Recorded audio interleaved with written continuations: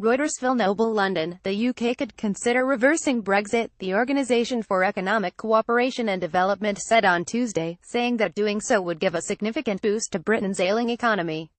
The OECD released its latest economic survey of the UK on Tuesday, and argued that should the UK decide to change course on Brexit, either through a second referendum, or a new government deciding that leaving the EU was not in Britain's best interests, the gains to the economy would be substantial. In case Brexit gets reversed by political decision, change of majority, new referendum, etc., the positive impact on growth would be significant, the OECD's survey said. Since Britain voted to leave the European Union last June, the country's economy has slowed significantly. Growth in the first two quarters of 2017 was just 0.2% and 0.3% respectively, while inflation has surged, squeezing the incomes of regular Brits in the process.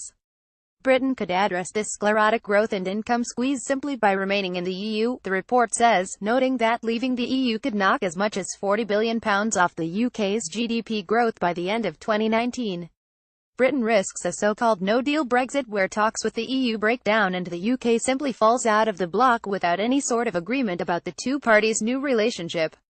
Here's the scenario described by the OECD as a disorderly Brexit: a breakup of EU-UK negotiations, cancelling out the prospect of a trading relationship in the foreseeable future, would trigger an adverse reaction of financial markets, pushing the exchange rate to new lows and leading to sovereign rating downgrades.